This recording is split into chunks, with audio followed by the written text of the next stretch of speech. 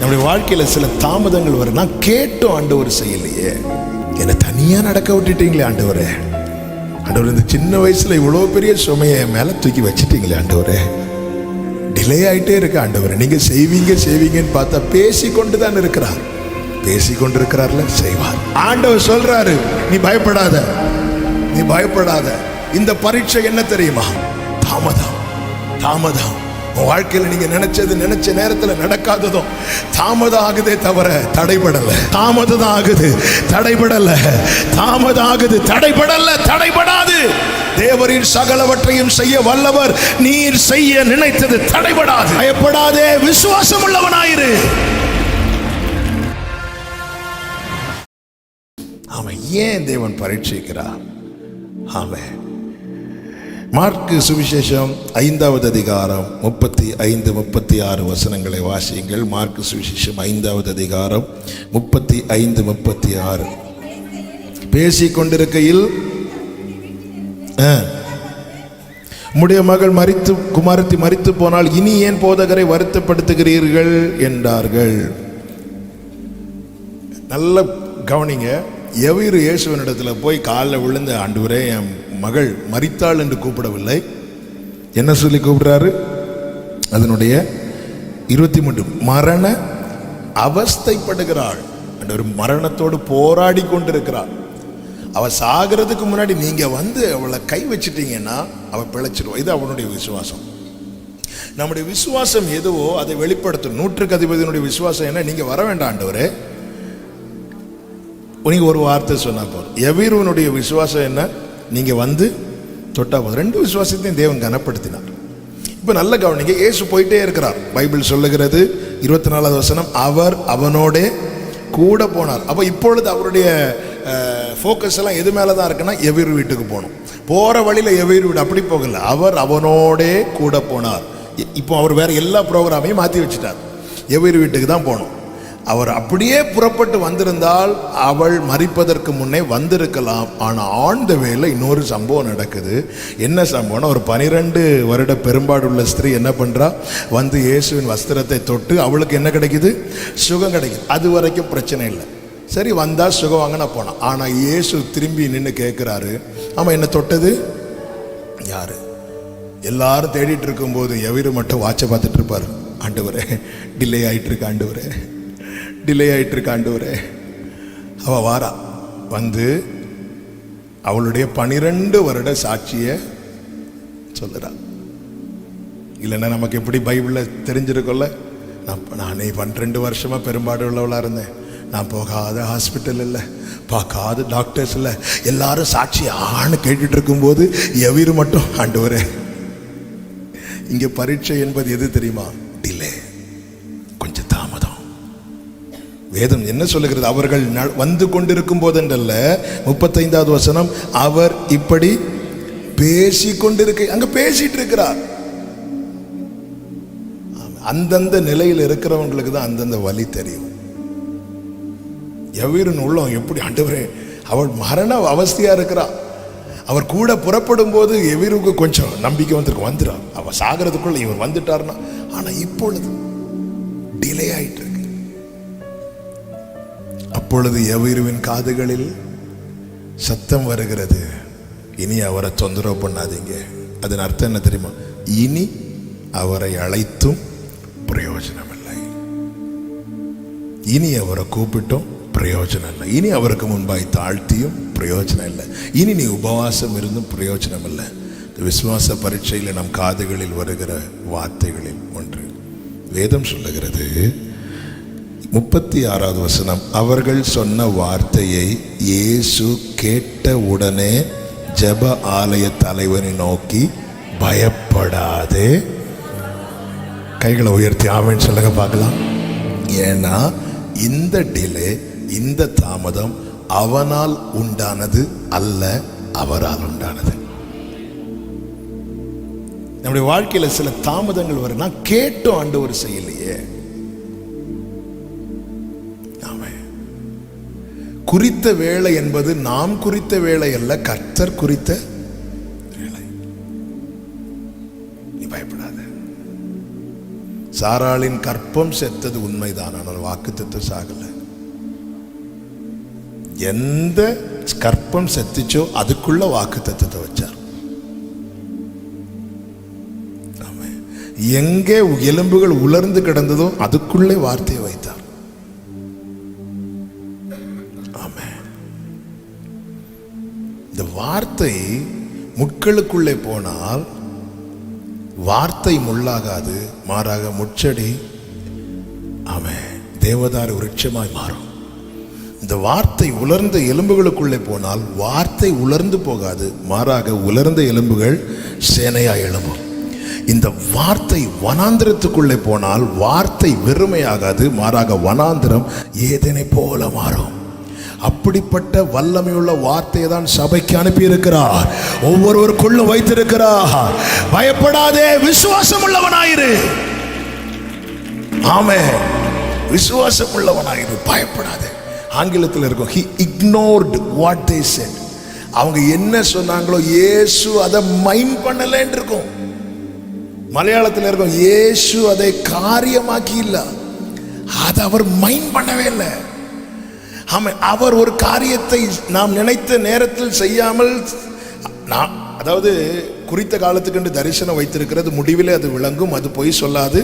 அது தாமதித்தாலும் நீ அதை தாமதம் நாம நினைக்கிறது, கர்த்தர் இன்னைக்கு செய்ய வேண்டியது நாளைக்கு செய்யறது இல்லை, நாம நினைச்சிருப்போம். தெரியுமா, ஆபிரகாமுக்கு 86 வயசு வரை தான் காத்திருக்க முடிந்தது.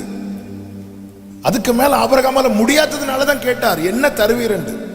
கேட்ட உடனே 87 வயசுல கர்த்தர் வாக்குத்தத்தத்தை கொடுக்கல. மரியாள் ஆனாலும் இயேசுவை அவசரப்படுத்த முடியாது. காரணம், அவருடைய நீதியை விட்டு அவர் எதுவும் செய்ய மாட்டார். அவர் சகலவற்றையும் அதின் காலத்திலே. ஆனா ஒரு நிச்சயம் இருக்கிறது. என்ன நிச்சயம் இருக்கிறது? இதற்குள்ள இந்த பொக்கிஷம் இருக்கும் வரைக்கும் நான் எப்பக்கம் நெருக்கப்பட்டாலும் ஒடுங்கி போவதில்லை, தள்ளப்பட்டால் நான் முறிவடைவதில்லை. ஆமா, இன்னைக்கு வரை நான் வாழ்றது இந்த பாண்டத்தின் விசேஷம் இல்ல, இதுக்குள்ள அப்பா வச்சிருக்கிற பொக்கிஷம். ஆமென் சொல்லுங்க பார்க்கலாம். எத்தனை பேர் நம்புறீங்க? எத்தனை பேர் விசுவாசிக்கிறீங்க? அவருடைய வார்த்தை என்னும் வித்து எனக்குள்ள இருக்கிறது என்று நம்புகிறவர்கள் நல்ல கரங்களை தட்டி க்ளோரியாலபா ஷேகபரபா ஹந்தரபலரஹ. ஆமென். ஆண்டவர் சொல்றாரு, நீ பயப்படாத, நீ பயப்படாத. இந்த பரீட்சை என்ன தெரியுமா? தாமதம். தாமதம். உன் வாழ்க்கையில் நீங்க நினைச்ச நேரத்தில் நடக்காததும் தாமதம் ஆகுதே தவிர தடைபடல. பக்கத்துல பார்த்து சொல்லுங்க, தாமதம் ஆகுது, தடைபடல. தாமதம் ஆகுது, தடைபடல, தடைபடாது. தேவரின் சகலவற்றையும் செய்ய வல்லவர், நீர் செய்ய நினைத்தது தடைபடாது. ஆமென். 14வது அதிகாரத்துல அவன் எடுக்க வேண்டாம். யோபு சொல்றார், எனக்கு ஒரு காலத்தை குறித்தால் நலமா இருக்கும். உடனே 15வது அதிகாரத்துல கர்த்தர் எல்லாத்தையும் செட்டில் பண்ணல. 42வது அதிகாரம் யோபு நீ நினைச்சதை குறிச்சிருக்கிறார். யோபு நீ விரும்புறதுக்கு மேல வச்சிருக்கிறார். யோபு என்ன விரும்புறான்? எனக்கு முந்தின சீர் இப்பொழுது இருந்திருந்தா. ஆண்டவர் என்னை நோக்கி கூப்பிடு, நீ அறியாததும் உனக்கு எட்டுறத நான் ஏன் செய்யணும், நீயே செய்யலாமே. அதனாலதான் ஆபிரகாம் தனக்கு எட்டின கூடாரத்துக்குள்ள இருந்து ஆண்டவரை பார்த்துட்டு இருக்கும் போது அவனை வெளியே கொண்டு வந்து தனக்கு எட்டாத வானத்தை பார்க்க வச்சார். இந்த நட்சத்திரத்தை உனக்கு எண்ண கூடுமானால் எண்ணு என்று சொல்லி ஆபிரகாம். நட்சத்திரங்களை எண்ணி இருக்கீங்களா? நான் நிறைய எண்ணி இருக்கிறேன். ஏன்னா அந்த காத்திருக்கும் காலம் எனக்கு வேற என்ன வேலை? ஜோம் பண்றது, வயல் பிடிக்கிறது, பாட்டு பாடுறது, மொட்டை மாட்டில் உட்காந்துரு நட்சத்திரத்தை. ஒரு 6 மணி 6:30 ஈவினிங் அப்படி ஆகும்போது ஒவ்வொரு நட்சத்திரமா வரும். ஈஸி, கொஞ்சம் தான் இருக்குன்னு சொல்லிட்டு நீங்க எண்ணி பாருங்க, அது பக்கத்தில் இன்னொன்று இருக்கும். அடுத்து எண்ணி பாருங்க, இன்னொன்று இருக்கும். திருப்பி நம்ம எங்கிருந்து வருவோம்? ஃபர்ஸ்ட்லேருந்து வரும். கடைசி வரை எண்ண முடியாது. ஆண்டவர் சொல்றார், இவ்வண்ணமாய். புரியும்படி சொல்லணும்னா, என்னுடைய வாக்குத்தத்தம் என்பது உன்னுடைய எண்ணிக்கைக்கு உட்பட்டது கிடையாது, உன்னுடைய நினைவுக்கு உட்பட்டது கிடையாது.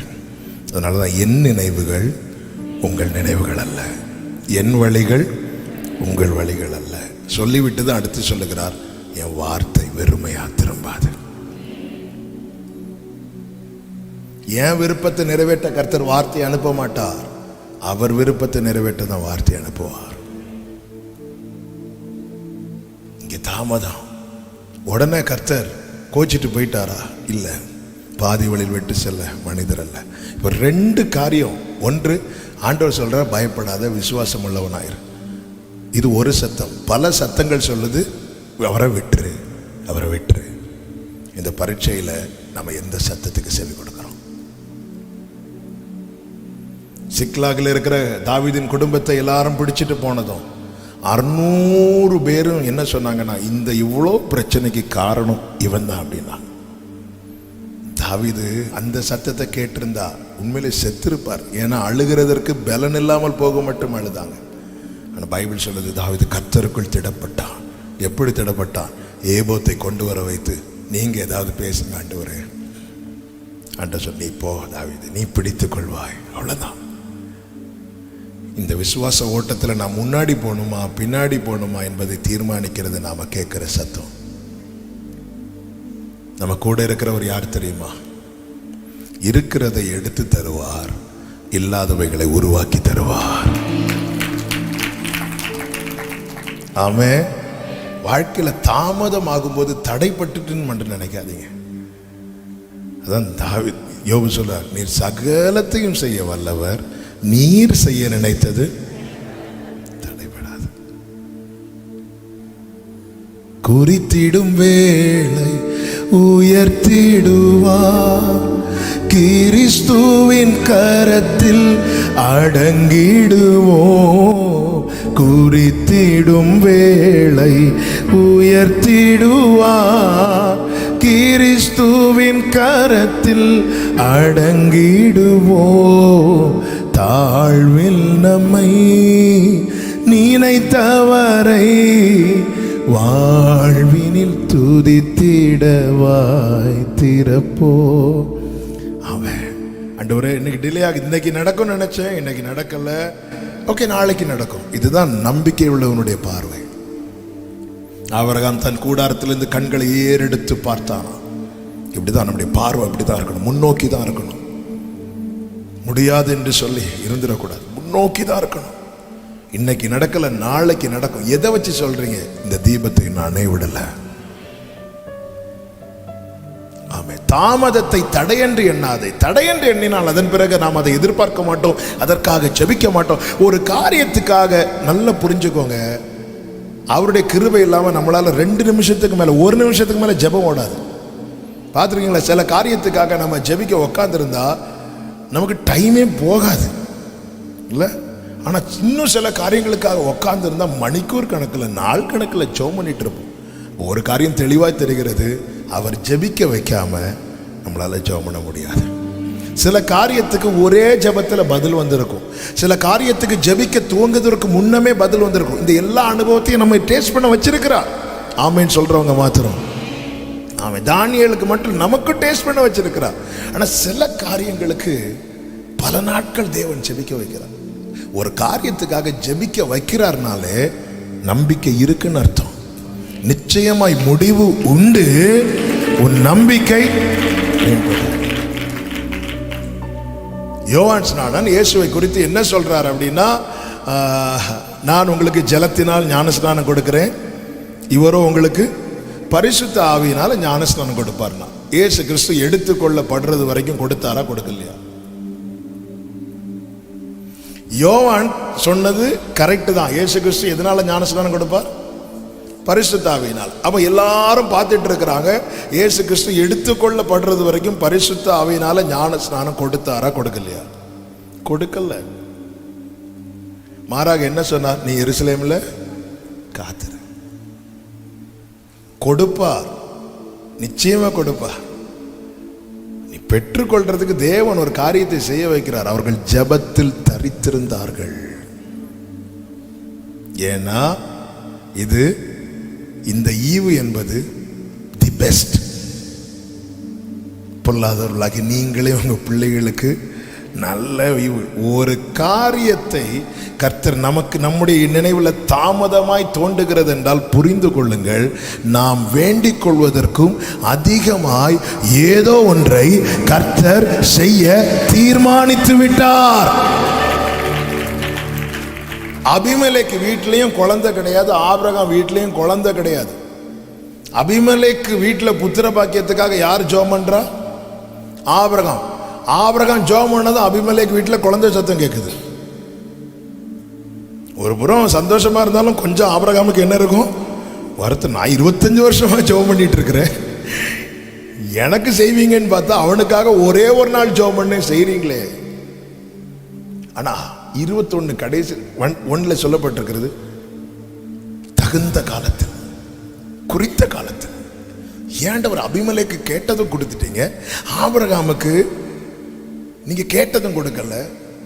ரீசன் ஒண்ணுதான், அபிமெலேக்கு மேல வாக்குத்தத்தம் இல்லை, ஆபிரகாம் மேல வாக்குத்தத்தம் இருக்கிறது. உன் மேல வாக்குத்தத்தம் இருக்குமானால் நீ கேட்டதும் கிடைக்காது, அவர் குறித்த நாளிலே கிடைக்காமல் இருக்காது. ஒரு காரியத்தை ஆண்டவர் கேட்க வச்சுட்டே இருக்கிறார். 25 வருஷமா வார்த்தை வாக்குத்தத்தத்தை கொடுத்து ஆபிரகாமை ஜெபம் பண்ண வைக்கிறார். வாக்குத்தத்தத்தை கொடுத்து ஆபிரகாமை ஜெபம் பண்ண வைக்கிறார். 86 வயசுல டவுட் வந்துச்சு, அப்பொழுது ஒரு வார்த்தையை கொடுத்தார். அடுத்து 14 வருஷம் காத்திருக்க வைக்கிறார். 75 வயசுல ஒரு வார்த்தையை கொடுத்து 11 வருஷம் காத்திருக்க வைத்தார். 86 வயசுல வார்த்தையை கொடுத்து அடுத்த 14 வருஷம் காத்திருக்க வைக்கிறார்.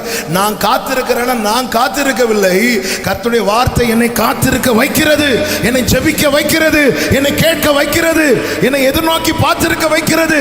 வேலைக்காரருடைய கண்கள் தங்கள் எஜமான்களின் கையை நோக்கி இருக்குமா போலவும், வேலைக்காரின் கண்கள் தங்கள் எஜமாட்டின் கையை நோக்கி இருக்குமா போலவும், எங்கள் தேவனாகிய கர்த்தர் எங்களுக்கு இரக்கம் செய்யும் வரைக்கும் எங்கள் கண்கள் உம்மையே இருக்கிறது. அவர்தான் காத்திருக்க வைக்கிறார். ஆமென். ஆண்டவர் தாமதத்தை தடை என்று எண்ணாதீங்க. தடை நினைச்சிட்டு நாளைக்கு ஒரு ஜெபத்தை முடிச்சிருவீங்க இல்ல, வரும். ஆமென். அது நிச்சயமாய் வரும். உன் நம்பிக்கை வீண் போகாது. பைபிள் சொல்லுது, உம்மை நம்பி வெட்கப்பட்டு போகாதிருந்தார்கள். ஆண்டவரை நம்பிட்டீங்கல்ல, அவர் நடத்துவார், அவர் பார்த்துக் கொள்வார். இன்னொரு வார்த்தையை நான் சொல்லி வேகமாய் முடிக்கிறேன். அப்போஸ்தலர் 27வது அதிகாரம் அதனுடைய 24வது வசனத்தை வாசியுங்கள். 27, 24. 27வது அதிகாரம் 20வது வசனம். 20வது வசனம். அநேக நாளையாவது சூரியனாவது நட்சத்திரங்களாவது காணப்படாமல் மிகுந்த பெருங்காற்று மழையும் அடித்துக் கொண்டிருந்தபடியினால் இனி தப்பி பிழைப்போம் என்னும் நம்பிக்கை. இங்க பரீட்சை என்ன தெரியுமா? காற்று அடிக்கிறது மட்டும் இல்ல, ஒரு அடையாளம், ஒரு சைன் இல்லை, அடையாளமே இல்லை. அநேக நாளாய். இது சொல்றது யார் தெரியுமா? பவுல். கூட இருந்த மற்ற 275 பேருக்கும் ஆரம்பத்திலே நம்பிக்கை போயிட்டு, காற்று அடித்து அன்றே நம்பிக்கை போயிட்டு, பவுல் கொஞ்சம் பிடிச்சு நின்றுட்டு இருக்கிறார். ஆனா கொஞ்சம் பார்த்தா ஒரு அடையாளத்தை கூட பார்க்கல. இந்த அடையாளம் காண்பித்து நடத்துறது விசுவாசத்தின் ஆரம்ப நிலை. 75வது வயசுல ஆபிரகாம அழைக்கிறார், மணலை காட்டி கொடுக்கிறார், நட்சத்திரத்தை காட்டி, அடையாளத்தை காட்டி கொடுத்தார். ஆனால் 99வது வயதுல ஆபிரகாம்கிட்ட எந்த அடையாளத்தையும் காட்டி கொடுக்கல. மாறாக ஒன்னே ஒண்ணுதான் சொன்னார். என்ன? நான் சர்வ வல்லவர். அவ்வளவுதான். அந்த அனுபவத்துல கொண்டு வந்தது எதற்கு தெரியுமா? இருக்கிற விசுவாசத்தை விடுவதற்கல்ல. வேதம் சொல்லுகிறது, அவன் விசுவாசத்தில் வல்லவனான. சின்ன வயசுல படம் ஆப்பிள்னா என்ன அப்படின்னா APPLEன்னு எழுதி கொடுக்க மாட்டாங்க, ஒரு ஆப்பிளை காட்டி சொல்லுவாங்க. விசுவாச ஆரம்பத்தில் நமக்கு சொப்பனங்கள் மூலமாய், தரிசனங்கள் மூலமாய், அடையாளங்கள் மூலமாய். ஆனா நம்ம விசுவாசத்தில் தேவன் வளர பண்ண ஒரு சைனும் இருக்காது. அநேக நாளாயாவது சூரியனாவது நட்சத்திரங்களாவது காணப்படாம, காற்று நிக்கல, மழையும் அடிச்சுட்டு தான் இருக்குது. அப்பொழுது இனி தப்பி பிழைப்போம் என்று. அப்பொழுதுதான் கர்த்தருடைய தூதன் அங்கே வந்து பவுலை பார்த்து என்ன சொல்லுகிறார் என்றால், 24வது வசனம், பயப்படாதே, நீ ராயனுக்கு முன்பாக. ஏற்கனவே அவனுக்கு சொன்ன வார்த்தை இது. இது ஏற்கனவே சொல்லப்பட்ட வார்த்தை. ராயனுக்கு முன்பாக நிற்க வேண்டும் என்பது ஏற்கனவே சொல்லப்பட்ட வார்த்தை. நீ என்னை குறித்து ரோமாவிலும் சாட்சி கொடுக்க வேண்டும். ஆமென். அப்போ அடையாளம் எல்லாம் இல்லாமல் போகும்போது ஒருவனுடைய நம்பிக்கை அற்று போகிறது என்றால் அவன் அங்கே என்ன மறக்கிறான் தெரியுமா? கர்த்தர் கொடுத்த வார்த்தையை மறக்கிறான். இப்பொழுது பவுல் எழும்பி நின்று சொல்றான், எனக்கு சொல்லப்பட்ட பிரகாரமாகவே நடக்கும் என்று தேவனிடத்தில் 25வது வசனம் நம்பிக்கையா இருக்கிறேன். 24 கடைசி பார்த்தீங்களா? தேவன் உனக்கு விசுவாச பரீட்சையில தேவ தயவு உண்டு. விசுவாச பரீட்சையில தேவனுடைய ஒத்தாசை உண்டு. விசுவாச பரீட்சையில தேவனுடைய வார்த்தை உண்டு.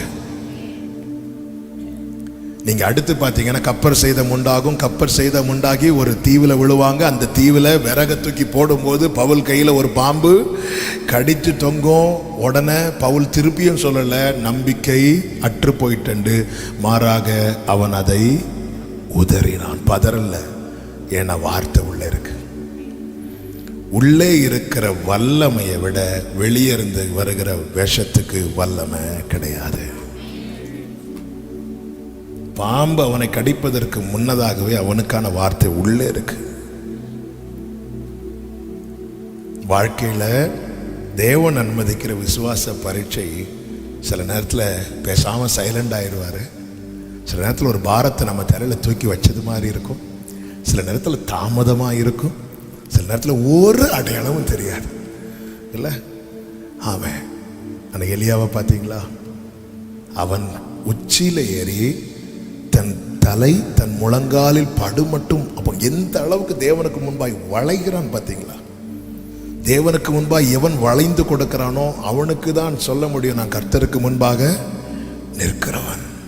கர்த்தருக்கு முன்பாக எலியா நிற்பார்னா ஆண்டவருக்கு முன்னாடி போய் இப்படி நிற்க மாட்டார். ஆக முன்னாடி போய் இப்படி நிற்பார். ஆனால் ஆண்டவருக்கு முன்னாடி வளைந்து பெண்ட் ஆயிட்டார். அப்படி ஜெபம் பண்ணி முதல் விசை பார்க்கிறார். ஏதாவது சைன் தெரியுதான்? இல்லை, ஜெபத்தை விடல. 6 விசை ஒரு அடையாளமும் தெரியல, ஜெபத்தை விடல.